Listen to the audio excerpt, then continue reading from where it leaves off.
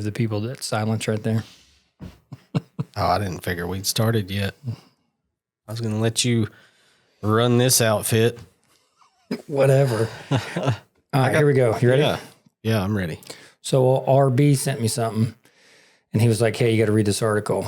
Fei Li. You know that name? Fei Li. I do not know that name. Neither did I. Okay. The godmother of AI. So far beyond my head. So, Rob, I'm going to have to reread the article. But I did get through it, and it took me to another place. But there's like 3 essential elements to the creation of AI, and she like built one of these legs to make it possible. Chinese immigrant, grew up in New Jersey, went to Princeton. She now is running this lab for the last quarter of a century out in Stanford. So she's like one of the AI brains, right? Yeah. And, you know, I didn't make up the godmother thing. That actually came from a little headline. So, Rob, I went from the article to Dax Shepard. Do you know that name? I know that name. The actor. Yeah. Some pretty silly roles. Yeah, I'm picturing him in some silly roles. Tough to take seriously. Okay. But by golly, he's got a podcast.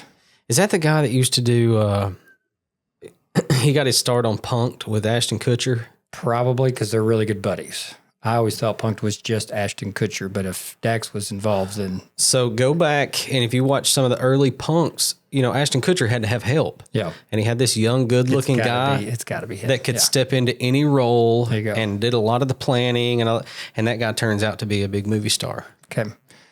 10 years ago, I rewatched... No. 10 years ago, a movie came out, Luke Wilson and Dax Shepard, Idiocracy. You ever heard of this movie? I don't think so. Man, you got to watch it. It is relevant to 2025. It was even relevant in 2015, but it's just 2 folks get sent into the future, and Luke Wilson, Average Joe, is now the absolute most intelligent person on the planet. Huh. And ends up running the world, basically running the United States. Yeah. And so you watch this, and it's just so over the top, and Dax Shepard is in it. And so anyway, he interviewed Fei Li. Yeah. On by the way, I just looked up his picture to make sure that's who it's. Yeah. 1,000%. Yeah. Dax Shepard was a nobody. Yeah. And he was one of the Punk'd guys that helped Ashton Kutcher keep going. Armchair Expert is his podcast. And he just, man, he's in the Fei Li, like somehow Fei Li is friends with Ashton Kutcher. And Ashton is like, Dax is one of his best friends. I mean, they're just going back and forth in this interaction. Yeah. Well, he gets her telling her story because she's written a book, and it's all about her journey into AI. And her first draft was like very technical. And then someone said, you got to put your story in this. And so, Rob, I'm saying thank you to you because he got me to this very personal story of Fei Li and not just stuck in the jargon that I don't have enough knowledge to navigate just yet and bring to you, my friend, Matt Paris. So I've done other homework. So I'm still working on that. That'll be a piece that I'll bring back. But this lady, her story, I mean, it's a very American story. We'll come back. So we'll let's pause that Fei Li. Okay. And we'll be back. I want to come to you. Josh Morris sent an invitation to some folks in Bradley County, didn't he? He did. Okay. Yeah. You got it. And you jumped right on. Because you had homework or because this is already a world you're navigating? I jumped right on because of the way it was sent out. Yeah. This was an email that came from Josh Morris. That's right. To, I don't know how many people. There's quite a bit of them. But it just piqued my curiosity right at the right moment. And I'm always, anytime those people are sending out some AI-based tools, there's some of them I look at them and I'm like, no. And then some of them I'll look at and I'm like, oh, okay, hang on a second. This may have something that I could use at some point. So Brisk is the one he sent out. And I've been toying with it, even have had my students be in some little test subjects for the last day or two. I don't know what it is. So give me something. Well, Brisk is a tool. But Josh, I will. I accept your invitation. Thank you. Brisk has a lot of things. It's a Chrome extension. You add it to your Google Chrome or whatever, and I can go to any article, video, website, document, or whatever, and it offers me a little brisk button down there, and I hit brisk, and it gives me some options. It gives me a menu to create a whole litany of things. The one thing that we have used over the last couple of days is we've taken resources that are already built, Google Documents, articles, and videos, and we have created, I'm trying to think of what it's called. It essentially, it takes that, whatever it is, and it starts a chat with a student. Now, once this is created, it goes into a teacher library on my little main web page, and I can see progress. I can see on there what students are doing. And that, be more specific. Give me that doc with that, that heading, or give me that, can you do this with a YouTube video? Is that what you mean by video? yeah, I did it with a YouTube video. Okay. So give me a YouTube video. Give me something you've done. Let me wrap my mind around this. So I had my students, as part of their resources for the day before yesterday, there was a history of corrections YouTube video. And this was another teacher who has done the work of sitting down with a slideshow on video and talking through, things that we've talked about before, all the way from, the Enlightenment era with Zebulon Brockway and the creation of probation and parole, all the way through. And the whole gist here is to get from, 1700s, colonial America and how punishment is thought of or perceived or carried out, all the way through 2025. And it often begs the question of are we doing it? Anyways, that's a whole side conversation. But when I add brisk to this, it lets them watch through that video, and it'll stop and ask them a question, and they chat back with it. And if they don't hit a certain marker, it'll sort of lead them to a conclusion about the resource only. You know what I mean? It's not like it's thinking it's not like it's spinning anything, or it's only taking what's available. And this is, YouTube video, it'll, when you start this, it's like a loading transcript. So every word that person is saying in that video, and it will break that item down, this video, the document, or anything, into learning objectives. And that sort of becomes sections. And I can see on my console, I can see a student is in the second section. And there's even levels to how well they complete the section. If it turns like a yellowish color, that means they're there. They're still struggling with some things. It's a struggle. Green means hey, this person was right along the whole time. And it even gives me a report. It'll say, hey, your class is doing well with this concept, but they're struggling to apply it to it's wild. It is wild. Now, do you put your class roster in? Is this how you are able? I take that item that's created in my library, and it's as simple as share with students, copy link. Now I plug this into Schoology. Now all of my students have access to it. Anybody who copies that link, enters their name, and goes in, they're in that. You see what I mean? Yeah. That may be the only thing I have to figure out, is that, if I reuse that resource, those students will still be there, and there'll be additional students added to it. But that's just one of 17 buttons that this thing has, including if a student gives me a Google Doc, I can open that Google Doc, hit that brisk button, and it'll show me in real time every edit made to that Google Doc. So I can see if you just copied and pasted a big essay into that Google Doc, or I can see you typing in it. Does that make sense to you? No, but sort of. And it also highlights every copy and paste. Okay. Everything that was copied and pasted in this document is highlighted. I'm just my pause is how in the world? That's my pause. I'm seeing wild. It's wild. Okay. But I will say this, just 2 days in, this is just like any other AI tool so far. This will not become my class, but it will definitely, I'm seeing already, this is definitely a tool that I'm going to sort of add to my tool belt and use. For sure. Now, I have had some because I've told them, hey, you're my little test mice. Give me some feedback. I want to know. I want to hear from you. Man, I'll be honest. I've had a couple of voices in the room that have done the whole like, I don't want to chat with an AI bot, and I really take that seriously when I hear a student say that. And over two, and these things, if they lock into them, the ones that I'm using, it takes them about 10, 15 minutes. So it's a small part of a 90-minute blog. But over two of those, I've identified those voices, and it is very possible. I'm not going to say I'm certain yet, but I'm pretty sure. This is students that there's not a way to cheat this. If there is, they haven't found it yet. And like that's where their angst is coming from? Oh, yeah. This isn't my best and brightest. This is the ones that usually are copying and pasting those Google results. But when they copy and paste something, it sends me a flag. And I can be like, hey, Paul, the only thing I'm asking you to do is not copy and paste. Just chat with it. Just chat with it for a few minutes. The best students in the room are chatting through this thing, and you'll see their bubble turn yellow, and then you'll see them kind of over there just doing the thing, and then it'll eventually turn green. And What's the best feedback you've gotten? Like the most positive feedback? What are you hearing? Yeah, this is fine. This is fine. This is okay.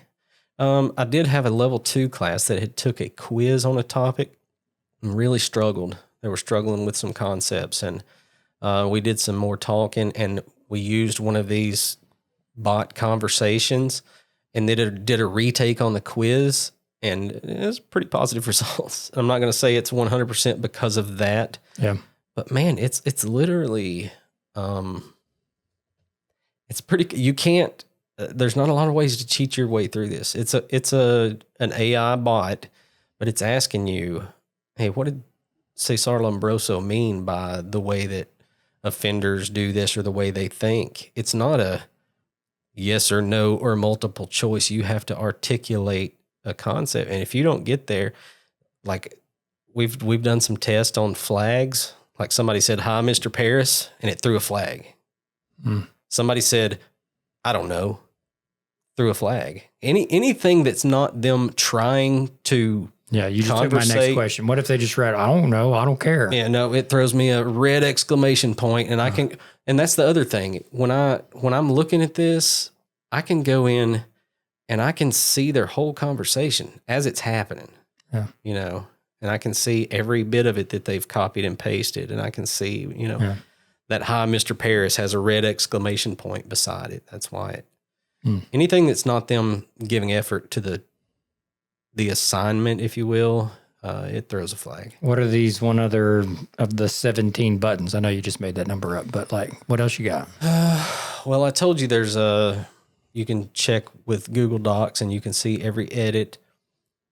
This thing, at the click of a button, I can take a Google Doc, and this thing at the click of a button will create a Google slideshow. Like you're going to watch it create it in real time, seconds. It will create a Google form. If you want to make a quiz off of some resource that you have, you put that resource in there, you click that thing, and it offers you can create a quiz right there, a Google form. Copy the link, send it to your students. They take the quiz, and then you get all the benefits of the Google form. I'm assuming I can edit that before. Absolutely, it's a Google form. It's just a Google form. Okay, you can edit it. Gives you a chance to before you. Okay. Huh. But this is brisk. Sure. I'll talk about it as long as you want. It's very limited because I've only been in it 2 days. Sure. If you look here, while we were about to start, and you went to the restroom, and I just created something with another AI tool that I use, and I want to display that for you. This is Notebook LM. Also, Josh Morse put me on this probably nearing a year ago. This is by Google, and what I did while you were in the restroom, I'll let you see here. I went to ChatGPT and I said, hey, according to the latest criminal justice 1 standards, and it knows me I would put Tennessee in there if this thing didn't know me. Write a description of what is required by the 4th Amendment and other guidelines to make a lawful arrest. Now, I haven't proofread anything. I just want to show you what I'm working with here. Tracking. I copied what it created. I put it into a Google Doc right there. I took that Google Doc and I added it to Notebook LM. And I asked it to create a podcast and a video overview. Okay. That's been, I don't know, 7 or 8 minutes ago, maybe 10 minutes ago now. And I just want to click and let you see and hear. Here's the video overview. So it created a video for you. Yeah, I just clicked one button. Okay. So, what actually makes an arrest legal? It's a question that really gets to the heart of your rights when you're dealing with law enforcement. And the answer, well, it lies in the Fourth Amendment. Today, we're going to break down exactly what that means for you. I mean, think about it. It's a pretty straightforward question, but the answer defines the line between your personal freedom and the government's but it's power. 5 minutes. The Fourth Amendment was... How long did it take? Not long. You know how long that's going to take if we do that ourselves?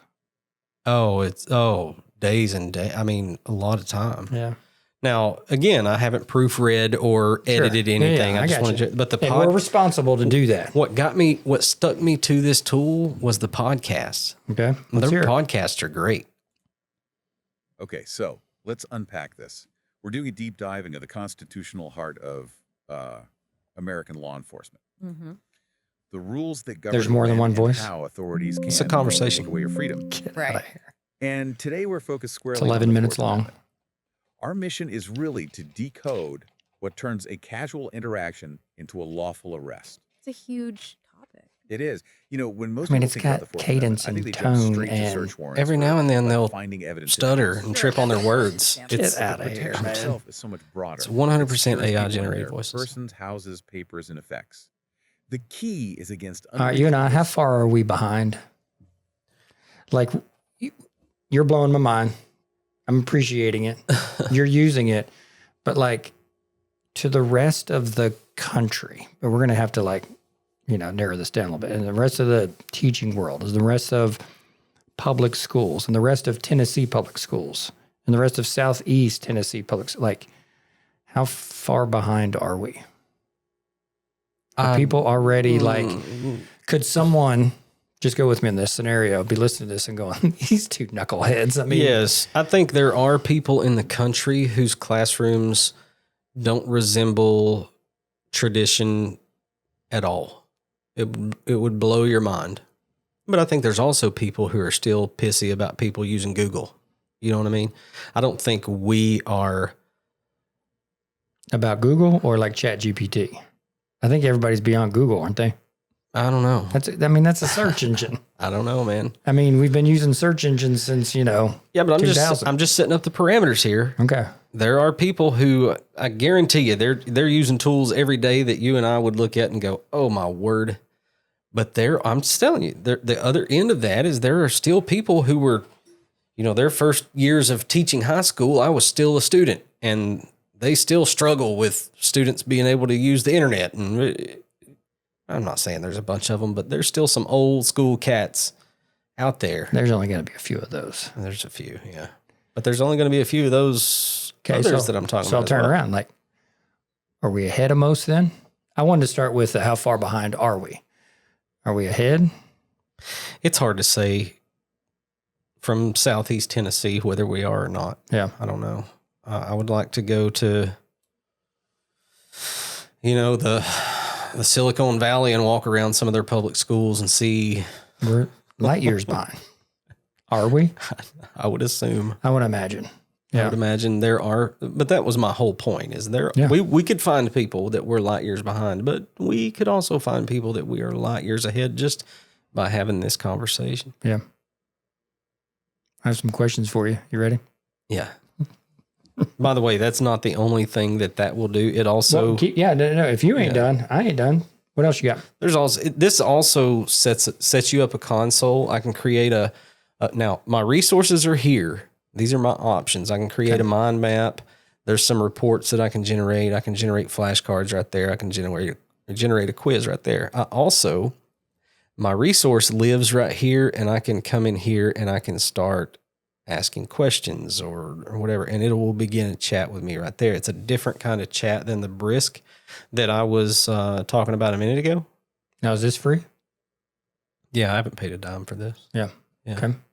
You just go to Notebook LM, and it's through Google, and you pretty much probably put in your email and set up a little, because everything that I create is kept. Everything that I create lives right here. I can click in and out of those resources and share them and use them as I need. Well, let's come in and out of our world. So forget school for a second. Okay. Now what? What are you using that's not school related? Where are you at right now? We've been having our ChatGPT conversations for a year now. Yeah. You're in, I'm in. I still give you thanks everywhere I go, and whether it be in graduate classes, teaching or learning, whether it be in my Walker Valley classes. Are you beyond ChatGPT in any of your personal creations? Yeah, a little bit. Most of it's going to come from like the Adobe suites. Yeah. Preparing and editing this podcast. Mm-hmm. There are some AI tools included with Adobe that I've got some pretty good use out of. Have you had them from the beginning? If I have, I didn't know it. I've just recently started using them, like in Premiere Pro. I'll take this podcast every week and I'll try to make our voices sound as good as I can. And then now that we're video, I go into Premiere Pro and I sync everything. That's done automatically, and make my cuts, whatever. And then that audio track, there's a tool in Premiere Pro that'll make us sound like complete robots. I mean, it will. And so when it is used, it's not always used. It doesn't always improve us. Sometimes we get some pretty decent sound, but every now and then, especially when we're on a field trip, when we're with Jeremy Jones and there's 2 microphones and there's echo in the room, and all, it did a pretty good job of helping clean that up further than what I could. But it's been a while since we've, you play back a podcast and go, dang. I mean, we've had a few of those. Remember the walk? Seth and I still talk about the walk. Oh, Seth and Caleb still say that may have been the best content we've ever had. And I'm like, for real? And he's like, yeah, y'all were walking and talking. I mean, like, that is the element, not an element of your friendship. It is the element. And so it was just amazing. And that's why we powered through listening to that horrible audio recording. Yeah. I'll tell you something I did. I'll tell you something I did, and I don't want to detract and go away from AI. This is not AI, but I am now the owner of some pretty cool headphones that I've been wearing around. I look like a spy or something. They're bone conducting headphones. They sit right here in front of my ears. I can hear everything. There's nothing in or over my ears. But trying to forward think as much as I can, man, I went in Monday morning and I had a lot of me talking. I just opened a voice memo on my phone and hit record, and those things have microphones in them. And I've got like an hour and 5-minute lecture recorded on there. And it's pretty dang high quality. It's not, I wouldn't say it's podcast quality, but it's pretty good. So you're saying you recorded yourself in class? Now that kid who was absent that day can go to Schoology if they missed something. We've been talking about that. Can have that as a resource. That is an end game for creating some materials. Yeah. Yeah. How much does it cost you? $180. Yeah. But I can use, we've had the conversation of I don't like walking in public and listening to anything because of my situational awareness goes away. Not with these, buddy. I was walking through Walmart the other day, listening to the Anxious Generation in my ears as I walked. And every now and then, hey, how you doing? Good to see you. I never even stopped my book. Just, I can hear, I love them. Yeah. Take a phone call if I need to. Are you AI? Am I? Maybe no, I've lost my friend. Who are you, man? Oh, I'm not AI. Maybe the question was rooted in you're a million miles ahead of me. I don't think that's true. Fun though, isn't it? I am a guy who does enjoy exploring and Yeah. Trying, if it doesn't help my workflow or help my students, I'm out. I don't care how fancy or schmancy it is. It could be pretty simple and improve my workflow and add to the, because there's this balance, especially now, because we're not in the iPhone 14 age of AI, if I can make a comparison. We're in the flip phone age of AI, where this is this is just beginning. So I try to take, everything with a grain of salt, and there's this thin line I have to balance between the quality of the experience of being a student in my class and the quality of learning. Like, that's always like I'm sure I could use AI and force those kids in some daggum learning in ways, using all the tools and all that, but I don't ever want to get to the place to where it's just all AI. I don't want to do that. Yeah. I want my voice to still be I don't know if that's weird to say. I still want my voice to be. That's about where we're going to go. The main, I want to be the front man in that classroom, not because I need to be a front man, but because that's what my students will remember. They'll think back to that. They'll think back to a story I told or a way I made them feel, or I don't know. I think you kind of like that spotlight. I think that's who you are. I know. I think that's what you're going for. I think you know me better than that. I'm feeling like you want to break off from the band and do some solo. That's what I'm seeing. Now, the one thing that I did understand from the article that Rob sent was like, this is, you said flip phone age of AI. Yeah. Maybe pagers. I mean, yeah, it's the beginning. We're in the beginning. And she started talking about spatial intelligence, and that's what it lacks. And, how we operate in our real world in 3 dimensions, it can't do that yet. There's so much that it cannot do. Mm-hmm. And that's just crazy to think about, because it's so much it can do right now. It's hard to even fathom what it can't do. But we'll see. So you want to still be the front man. Hey, ChatGPT, I'm doing some AI research with my friend. Would you be willing to answer some questions about yourself for me? That was my prompt. I said, absolutely. I'll be glad to help you. What kinds of questions are you hoping to ask? So this is what we're going to do. Yeah. I'm going to ask you the question, and then I'm going to ask ChatGPT the question. Okay. So it goes like, what is the best part of having AI available in a public high school classroom? That's my question for you.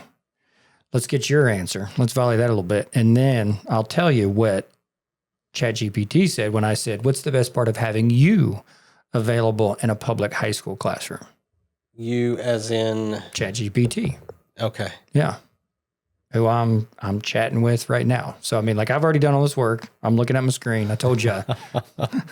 ChatGPT is about to make me sound like an idiot. I sent it to the printer and forgot to bring it with me because I was going to highlight a few things, but no big deal. So you've already said some things, so you can reiterate it, or you can go, nah, I've already kind of answered that. But okay.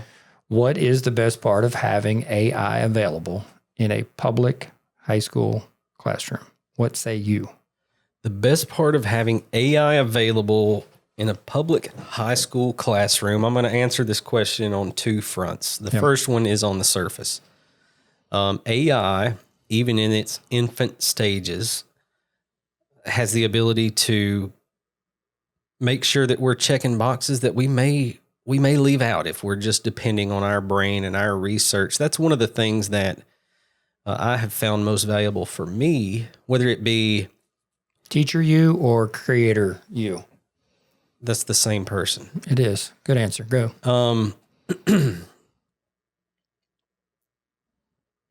Take a pacing guide, for example. You create pacing guides for your classroom. Sure, of course. Because for those of you that don't know, we have certain standards that are set out by the Tennessee Department of Education, and we are to get through those standards. We unpack those into skills and knowledge and all of these things, and that becomes our class. In one semester, when all the hustle and bustle of things, if you're not very well planned, you can leave some things off. Yeah. Okay. And There may come times when something's going to get left off and you have to prioritize what that is. And that's me just being as honest as I can be. But from making pacing guides just the old school way, which I did when I first came in as a teacher, to now making a pacing guide with the assistance of AI, totally different experience. Way different experience. If something happens in my semester, there's a snow day that pops up, or there's this function that I didn't plan for until 3 days ahead and I have to make some changes, man, AI alongside me is a whole lot better at helping me make those adjustments and still making sure that I don't leave anything out. So I said all of that to say, while most of the time you or I are still the experts in that room and we do have the knowledge to get done what needs to get done, AI sure is handy as a little buddy that kind of tugs on your shirt and says, hey, you left this out. Now, on the other front, I'll answer that question is both you and I think a lot of our colleagues come from a peculiar generation. We're some of those last people to be born That's right. without cell phones, without social media. We had unsupervised play. We had all of these things that... Did you ever load minutes on a calling card? No. Do you know what I'm talking about? I have loaded minutes on a calling card for a confidential informant. I have not done it. I have not personally. I haven't done it personally. No. Oh my word, man! Gosh. Yeah, that's how I used to. So you got to let me say that. So I'm in class last night, and I mean, we range from 28 to probably 58. Okay, not quite sure. Okay, but it's somewhere in there. Mm-hmm. And we just backtracked from some cell phones and pagers were mentioned, and like. But I even went, I just took my calling card out of my wallet like 3 years ago, which is a true story. Because about 8 years ago, we were in Teleco, no cell service. And, it was getting way later. I was with the boys out there hiking. And I just wanted, Sarah to know. So there's been up to Teleco, that last gas station. There's a payphone. Is it still there? I don't know. But I got out my calling card. It still had like 28 minutes on it. I called my wife and said, you're not going to believe how I just called you.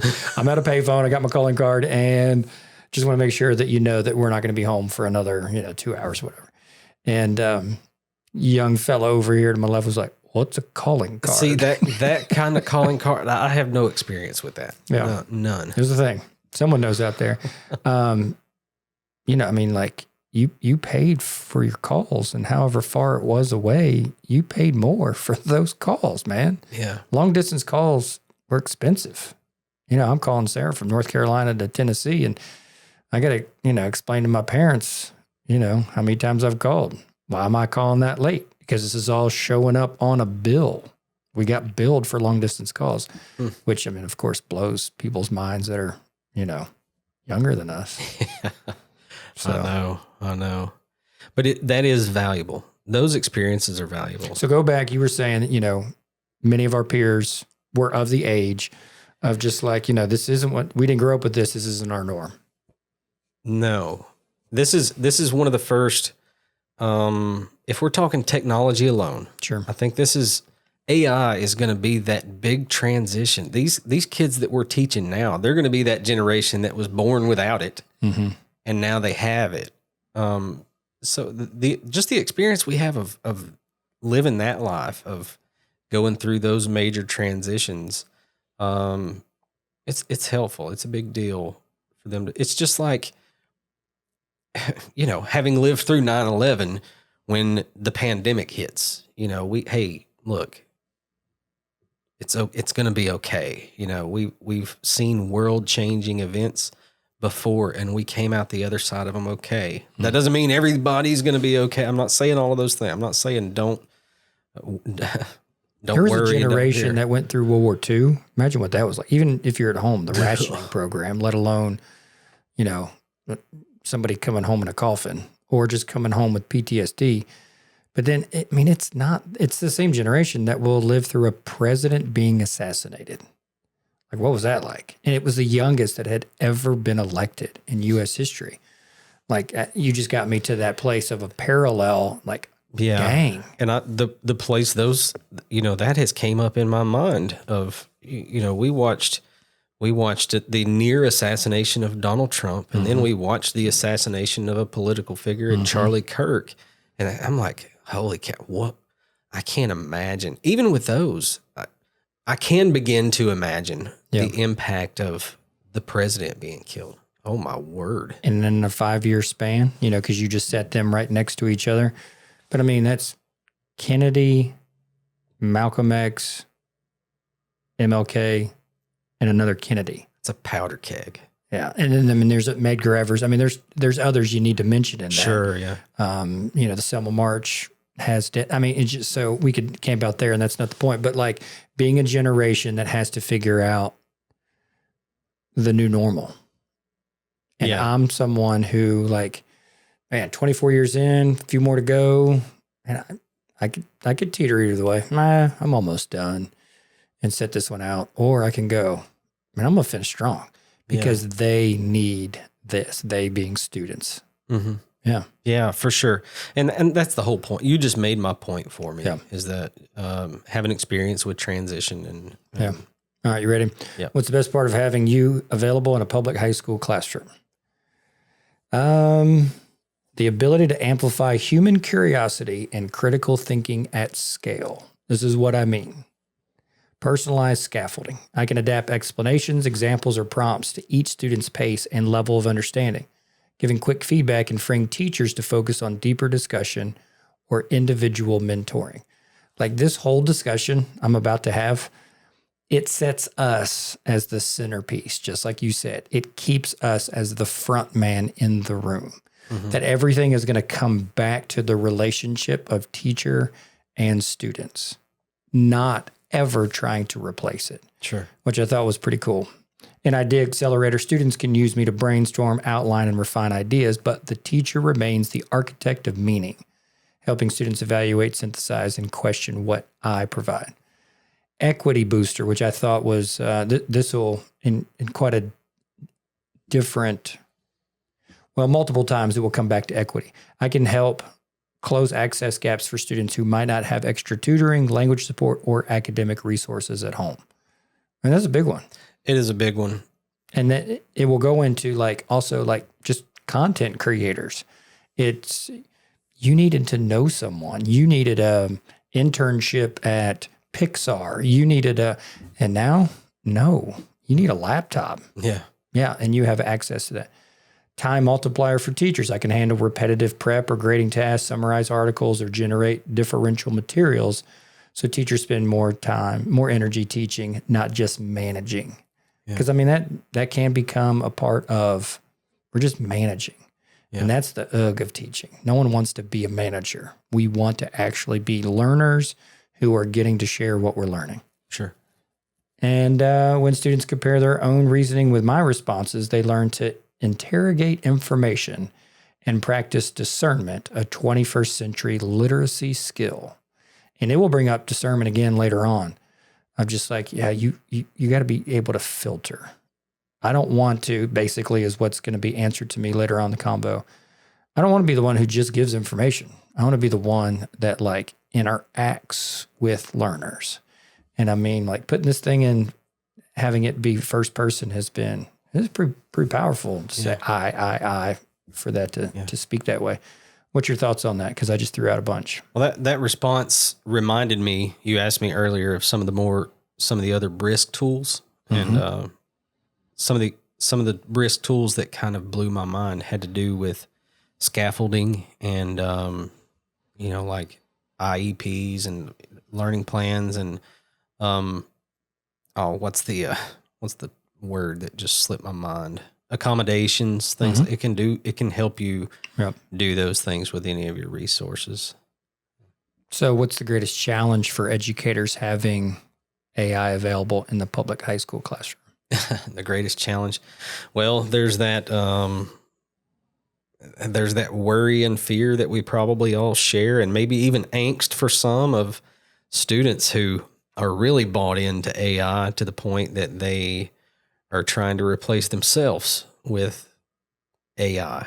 And that's an issue as well. Getting the 16-year-old brain to be able to differentiate between using AI as a tool and using AI as a crutch or even a replacement, that's kind of a tough task. Have you had AI conversations with anybody? Well, I'll just pause right here. Have you had AI conversations with anybody besides me and Zach?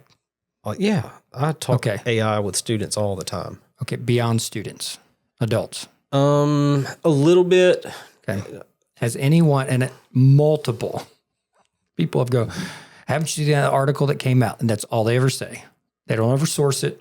They only quote it. Yeah. About, these kids spending too much time with AI and their cognitive abilities have declined. Have you heard this line yet? Yeah. Okay. Oh, okay. Yeah. But it's also what was said when, those kids, whoever those kids end up being, can we identify those kids, please? Because those kids are pretty consistent from generation upon generation, depending on whatever the innovation is. Those kids that spend too much time watching TV, cognitive decline. Video games, cognitive decline. AI, cognitive decline. It makes sense when we're talking about those kids, but it's sure. But you and I have had this conversation where I've walked into the room. Isaac's on video games. He's been on there for a while. I'm a guy who can stay up till 2 a.m. too. He's on there with his brothers. He's on there with his buddies, and there is this legitimate community. There's one of Seth's buddies who Caleb has played with this crew being 2 years younger. 5 years. He's never met this one kid that is friends with Seth, and they actually go to tech together. But they talk so much, and this is their 2K team, and Caleb and this other kid are the two best players always when they make everybody picks their roles, and it ends up being, and so they've had so much laughter, right? So much bickering with one another after a loss, so much team bonding building. Yeah. And it took 5 years for Caleb to meet this guy who's from Cleveland, Tennessee, which to me, that's crazy. But at the same time, it's fun when I can get outside of my judgmental self and go, man, yeah, that's cool. That's cool. Yeah, sure. It's not detrimental to him. So anyway, when I hear people say those kids and can't source it, and can we go a little bit deeper? Do you want to go deeper? I ask people these questions, and sometimes I do, and sometimes I don't. Yeah. So ChatGPT says, the greatest challenge is keeping the human at the center of the learning process. I mean, you nailed it, man. I mean, what you're saying is what they're saying. Here's what I mean. I love when it says that. When I'm in a classroom, I can make things faster, smoother, even flashier. But that convenience can quietly chip away at the messy, essential parts of learning: struggle, curiosity, and original thought. It's easy for students and sometimes teachers to lean on me for polished products instead of using me as a partner in the process. Yeah. So, and you can tell, there's some of my voice in here because these are the kind of interactions we've been having now for a while of just collaborate with me. Yeah. Teach me how to collaborate. Teach me how to bring you in as a collaborator. I've been reading The Anxious Generation. Yep. You've mentioned that before. Mm-hmm. That has been seemingly a source of even some legislation. I can't make any other determination. Yeah. The four main pillars detailed in The Anxious Generation is, let's see here. The recommendations from this book. This is no smartphones before high school. No social media prior to 16 years of age. Phone-free school, which is what we're seeing come out. It's rich to our legislation in Tennessee and other states around us. Mm-hmm. And there's 23 states, I think. That number could be higher. Yeah. More unsupervised play. So there, my brain was going everywhere when you were talking about. Are we bringing back big metal slides then, and merry-go-rounds and monkey bars? Well, risky play. Yeah, I love it. Are we going down to the creek again? Are we climbing trees again? I wish. I want to. There's kids still doing that. There are.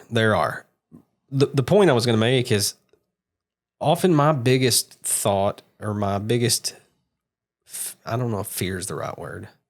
Concern? Somewhere in the middle. Is there an age limit, or is there an age where it would be more appropriate for creativity, for a student to not be able to get ideas, even if they're using it in a healthy way as a tool? Do you think that 8-year-old or that 10-year-old needs to have the ability to do that right now? Or do you think maybe their brain at whatever stage of development they're in needs to sort of think for itself more? That's a great question. Because it doesn't scare me at all for you and I to use AI as a tool in a lot of ways. Yeah. We're mature enough. We're not going to let it replace who we are. We're going to keep ourselves at the center. We're creative enough. Until someone proves to me otherwise, I don't think it's going to inhibit my ability to create. But could it for that 10-year-old? Did you ever play Minecraft? I have played Minecraft as an adult. Yeah. I raised an American boy, man. Yes, Yeah, but I haven't. So that's why I need to ask, right? Gotcha. Yeah. Okay, but I needed you to say yes, so that's good. What's the difference between Minecraft and playing with Legos? I am legitimately asking that question. Is it the same? Is it different? Is it sort of the same, but also different at the same time? Answer that for me. It's not even the same. I have a hard time making parallels between the two. Aren't you building worlds? Aren't you putting things together? Aren't you piecing stuff? Yeah. Did you ever play with Legos growing up? Yeah. Okay. Sure. You can't see a parallel to that? That doesn't even work? Why is that not a parallel? Answer that for me. Well, both of these, I could see some examples of other people's work, and that could inspire me on things to do with those. You get an instruction book with Legos, whether you use it or not. In Minecraft, do you get anything? I don't know. You get unlimited resources. Yeah. Like I don't have this black 2x4 Lego. I got 1 million of them in Minecraft. Like I can. Yeah, but if you built Legos back in the day and you have all these things and they have fallen apart and you put them in one big bin and you start being a master builder, Lego movie. Yeah. You do have a gazillion pieces to work with. Yeah. And if that's your thing, like you could do that for hours. Sure. Did you ever do that for hours? Play with Legos? Mm-hmm. No. Okay. Is that why I lost you? Maybe. How long did you play Minecraft? As long as Kyler could take it, or did you really? No, just a little bit. Yeah. How about video games growing up for you? And how about video games as an adult? Because I know you've gone there as well. Video games growing up. Yeah, let's put young Matt playing video games and grown up Matt, and just think about your brain and how your brain works and how you're creating. Let's keep that word on the table. Yeah, video games for me, young Matt nor old Matt, have never been a super regular thing. And I think if you sat Kyler down in this seat, it would be the same experience. It's one of those things where I might get onto a video game as a teenager and play it for a week, like I'm trying to become a professional at it, and then never touch it again. So I've always had some kind of game console, but it's never been a regular part of what. But there's also, this is prior to this being a community and me creating. There's a lot of relationship navigation happening. Those things that are happening with unsupervised play, all the bicycles in the front yard back in the 80s. There's a lot of those things that are still happening even online. We were beating the crap out of each other playing football. Yeah, we were. So, I mean, like, there's some give and take here. So I get where people are coming from, but like, this is human behavior. So scrap my Lego Minecraft example I tried to give you. But like, how do we get back to human behavior interacting with some sort of creative element beyond ourselves. So just for fun, let me go back here just for a second. There are ethical and developmental balance needs to be struck. High schoolers are still learning how to reason, cite, and discern. If I'm not used carefully, ChatGPT said, I can short circuit some of those skills instead of strengthening them.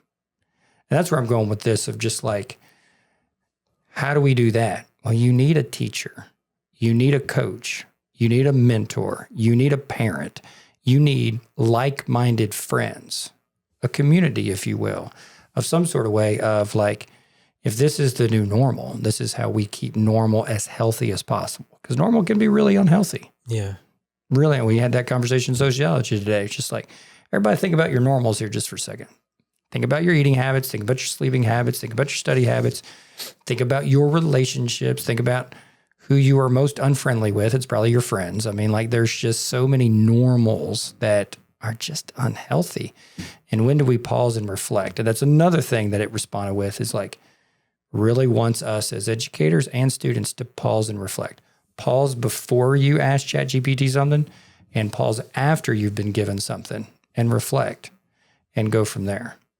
But so I guess what I'm saying is, are we going to do that? Are we going to, as a whole society, are we going to be? No one, the whole society never does anything. Okay, but it's imagine the majority of the society that creates the normal. Imagine you're in the 9th grade and you're learning how to write an argumentative essay. Okay. This is your first time doing this.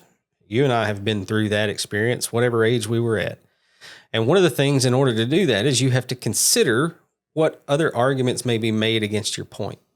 And you have to do some research and you have to put yourself over in the other person's shoes. And there's all of these things that we had to do the hard way. Well, you don't have to do that anymore. Unless you have someone who has you do that and then says, hey, let's see what we missed. You kind of describe ChatGPT as that tugging on your shirt. Hey, you may have missed something.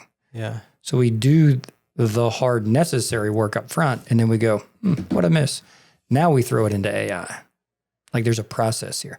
Yeah. And see, that's the thing. Like, what are we going to put into place? What are the guardrails? How are we going to make this strengthen us?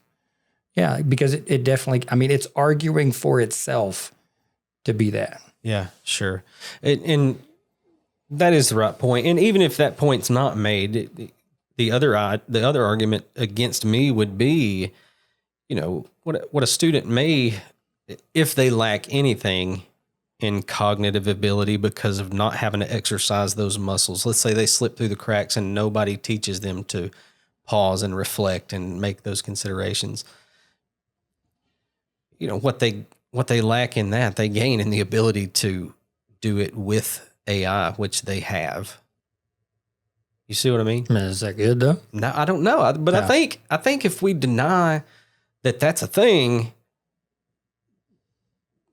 well, I won't say anything insulting to anybody who may be listening, but, you know, 50 years from now, and I just picked a number, you take that child that grew up with AI and had it as a tool to do everything, and then you strip it all away, and that person is just a person now.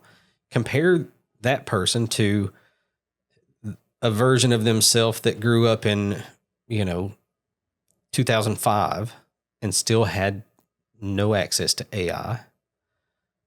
I think that's a different brain.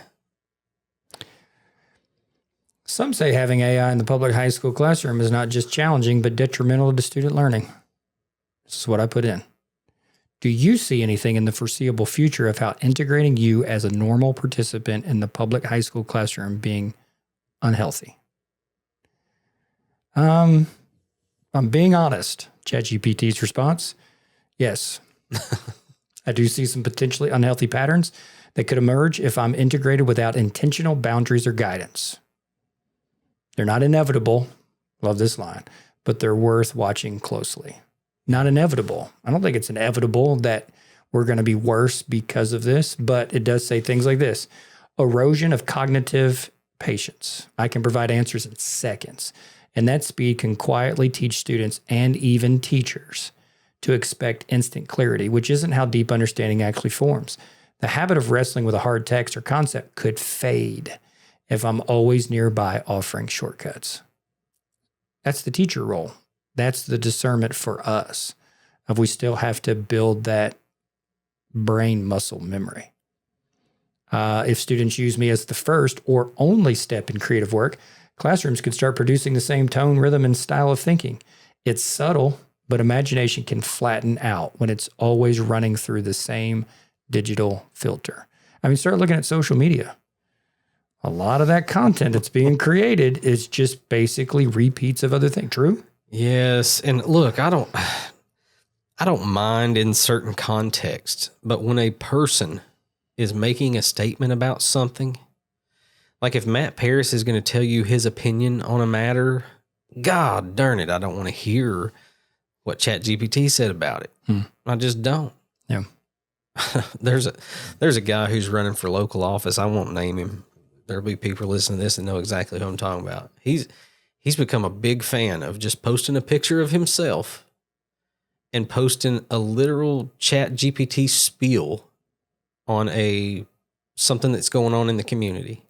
How do you know it's ChatGPT? Because I know it's ChatGPT. Because there's a certain tone to ChatGPT. It's ChatGPT. 1,000. I'd get on the stand and but testify. You know what I'm saying? I mean, ChatGPT even admits to a particular tone. Yes, it's a certain tone. Yeah. It's a for sure tone. Yeah. It's clean. There will be a part somewhere, I may have even already skipped it, but it's like, I'm too clean, right? Yes. Life in community is messy, and it admits to that. And even adolescents are still, well, hold on. I think I interrupted that story. Keep going. No, I was just saying that it just, you know, if you own a little bakery and you want to make a post about your thumbprint cookies that you're selling this week, fine. Use AI as a tool to improve your workflow. I don't necessarily need to hear your personality and all that. But if you personally are posing that you are making a statement, make the statement. That's all I'm asking. Are you about to make a statement and run for office? No. Was that all set up just now?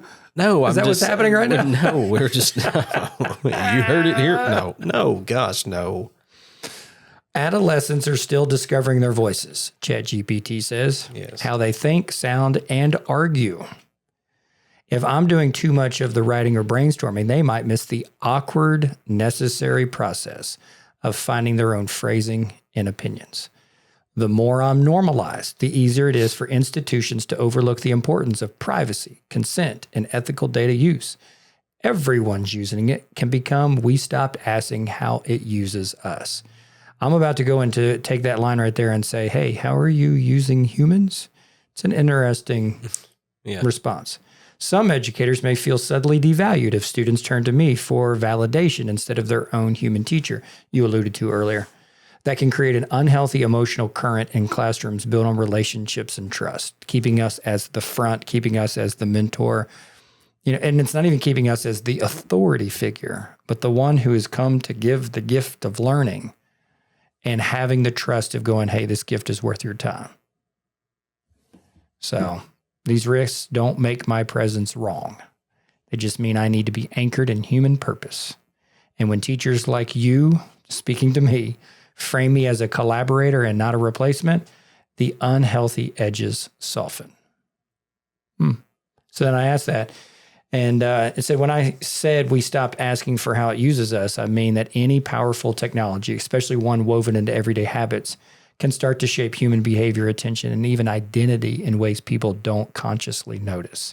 And I think that's also what you brought up earlier of just like what we do unconsciously, I mean, can shape our future, can shape society, can shift society.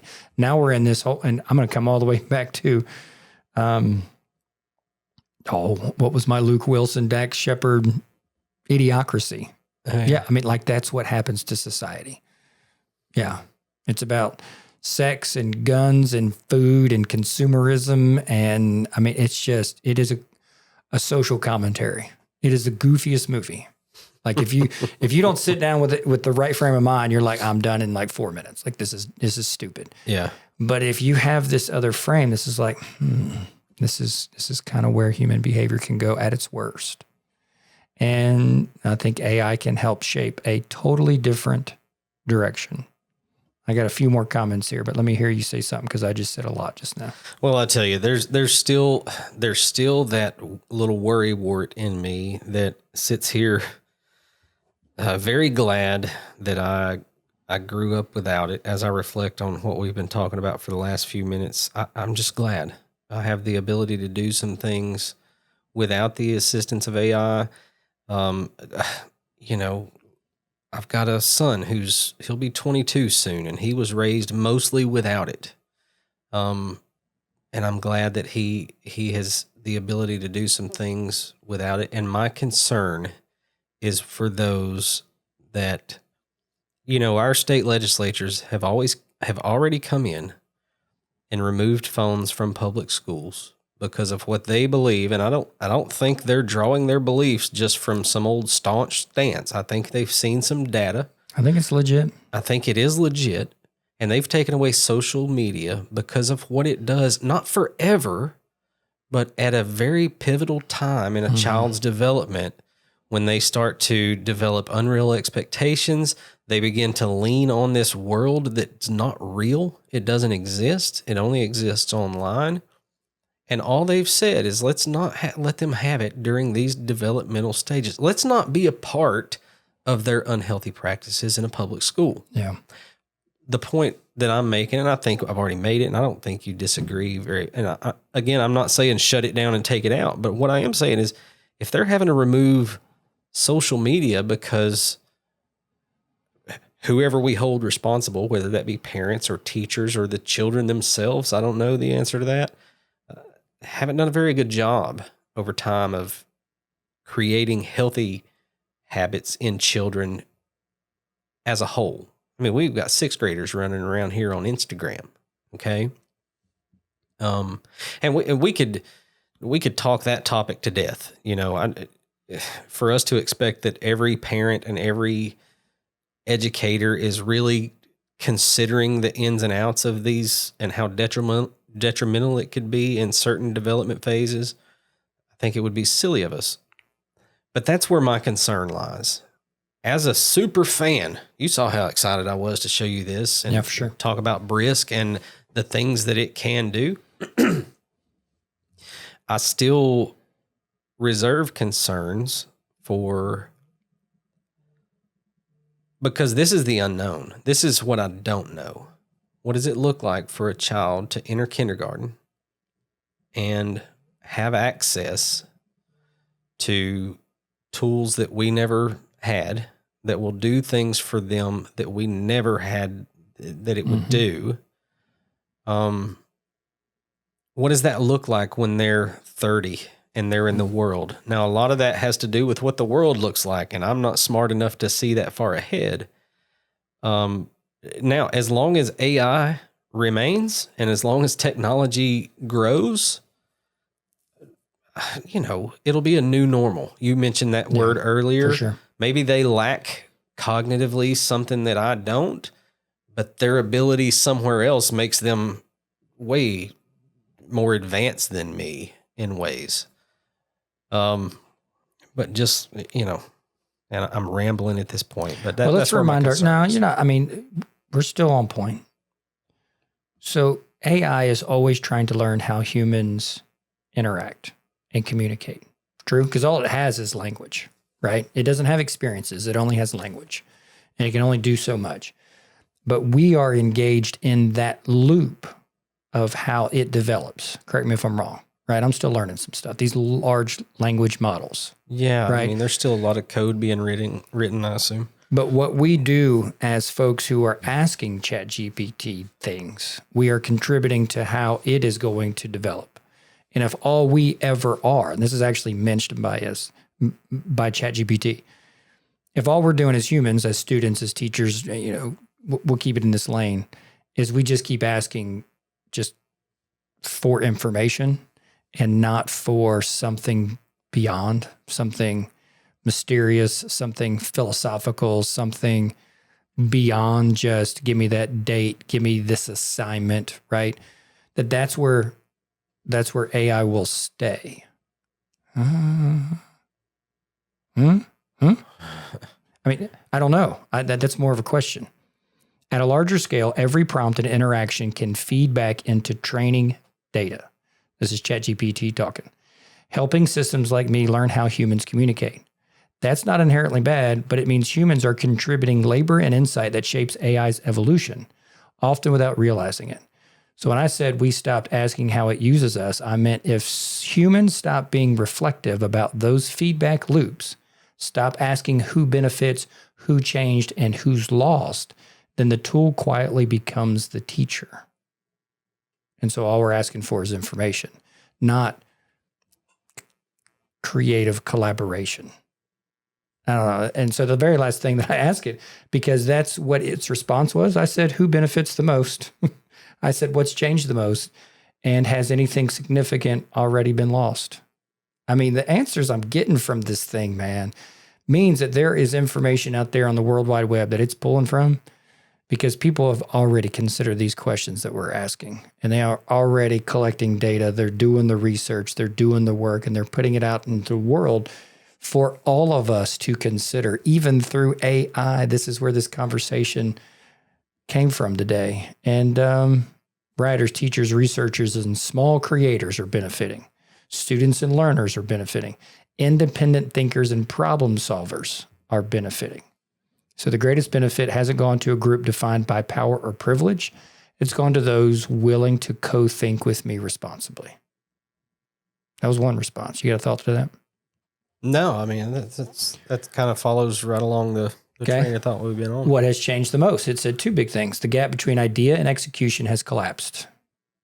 What used to take days of drafting or designing can now happen in minutes. That's exhilarating and disorienting. I mean, to the human, yeah. This is because reflection doesn't naturally keep pace with output. What a statement. That's a good one. Yeah. The definition of literacy. This is number 2. Knowing something is no longer just about recall. It's about how well you can ask, frame, and evaluate questions. The skill set has shifted from memorization to discernment. Remember when I said it would say that later on? Mm-hmm. So what do our interactions, what do our assignments look like? What do our tests and exams? What is the rigor? What is the relevance? These are questions we've been asking forever. Mm-hmm. Now we can get there pretty quickly, but in short, ChatGPT says people are still learning how to think with information instead of just about it. So that whole collaborator, how can we create that? And then I'll be about done right here, buddy, and we'll do last thoughts. What has significantly been lost already? This is what it said. These things have been lost, but not gone forever. The value of productive struggle. When I smooth the rough edges too early, students miss the discomfort that builds endurance and creativity. That was pretty insightful. Yeah. The texture of originality. The world's writing, from essays to emails, is starting to sound a little too clean, too symmetrical, too AI inflected. Yeah. Your Facebook comment, right? Yeah. That uniformity can muffle the wild, offbeat voices that make human expression unpredictable. And isn't that where the juice is? Yeah. Isn't that where the spontaneity is? Yeah. Isn't that where the adventure is? And isn't that where the friendship is? Mm-hmm. And a sense of mystery. When everything feels knowable, searchable, and generatable, the sacred pause, that sense of wonder before an unknown, gets harder to find. Yeah. And now we're bringing things back to more mystical, philosophical, everything is spiritual kind of thing. But I don't think those things are gone for good. They just need to be protected with intention. Teachers, artists, and thinkers can reclaim them by choosing when not to use me. There you go. By keeping some parts of learning beautifully analog and imperfect. Mm-hmm. Gosh, what a conversation I had with them. What a conversation we're having. Yeah, and what a conversation we're going to continue to have because we're doing this work. Yeah. I want to advocate for students. It's what I've given my life to. I find myself advocating for AI lately in this semester in the circles I've been running in for the benefit of students and teachers and learners and creators and thinkers, because we fit into that. And this can be healthy. It's a relationship, and we have to do, I think, the good hard work just like anything else. It's not a person. It's not what I'm saying at all. Yeah. but it is it can work right alongside us. It's a worker. Yeah. I think it hit the nail on the head, being that tone that's lost is not gone forever. I think it's just because even in my own experience, I've got to where, when I first start using this, God, I want to use it for everything. And now I'm like, okay, hang on. There's places that I don't really need to use this. Not that it's inappropriate to use it even at times. It's just, you've heard me say before, sometimes I think I can outwrite ChatGPT, and I don't mean because I'm a good writer. I mean because I'm an artist and ChatGPT is not.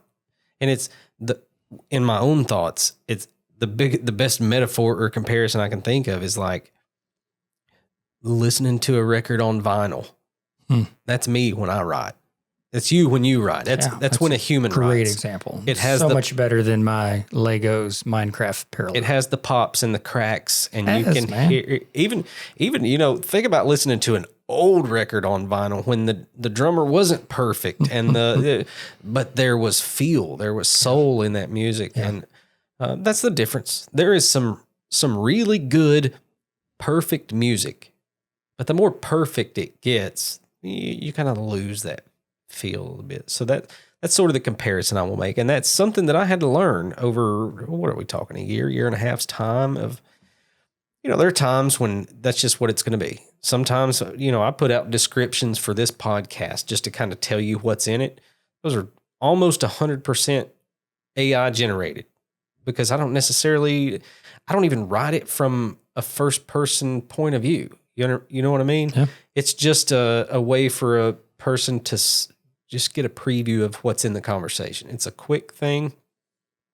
That's an example of something that I feel no angst about writing. Yeah. But if Matt Paris is going to go on social media, or if Matt Paris is going to send an email person to person. Now, if I'm going to send an email out to 100 people and make an announcement about a field trip coming up, or if I'm going to write a letter that describes what we're going to do at Brushy Mountain next year, I have no problem using AI as my assistant on that. But if I'm going to send you an email and say, hey, I'm working on this, what do you think about doing that? You're going to be reading and hearing my voice as you read. Sure. Again, that has been a learning process for me. And I hope that elected official that I was talking about, he'll learn that lesson pretty soon. If he don't, I'm going to have to unfollow him because it's pretty annoying. But ChatGPT nailed itself on that. I think that comes back. I think, as a whole people, the more we learn about this, the more appropriate use can be done. And we'll stop sounding like a bunch of kind computers, Yeah. I'm learning. Yeah. My favorite part of this was that we didn't just camp out on kids are just going to keep cheating. No, listen. We didn't do that. They're going to keep, with or without AI, they're going to keep cheating. I mean, those kids. We've been cheating from back in the day. We've been cheating forever, man. You went 50 years into the future. Let's go to 1975. I mean, there were kids, we can draw those generational, parallels all the time. But now let's just be in this moment, human behavior, that kind of stuff, that ain't going nowhere. It's human behavior. But this new thing, we ain't done with this conversation because, no. And if we revisit this in 3 weeks, maybe 3 months, certainly 6 months, definitely a year, who knows what conversation we're having right now. For sure. Yeah. So for sure. That's all I got right now, man. All right. Before you close, have you watched Death by Lightning? It's on Netflix. No. Those people that listen to us, if they're looking for something interesting to watch, that's James Garfield. Yeah. I haven't watched it yet. For sure. Yes. It's done pretty well. I like it. Some have said that was our most brilliant president, and he didn't have a chance to be that thing for us. Well, how crazy is that? That will be the way he is portrayed in this. Have you watched it? Miniseries. Yeah, I just finished it last night. Yeah. Good watch. And it's a great actor. Shannon, what's his name? Oh, I saw the trailer. The cast is fantastic. Cast. Chester Arthur's a character in this thing, and anyways, for those that listen to us, if you want a good watch, it's a 4-episode miniseries, and How was that floating in your brain just now? No, I just Okay. I don't know. I just wanted to ask you about that specifically. And I'm going to get there and we'll have that conversation. yeah. Okay, good. I love James Garfield, as crazy as that sounds. Who says that? Who says things like that? A history teacher. You done, buddy? Never. Press and pause. Never done. Push pause. All right. See you next time, everybody. Thank you.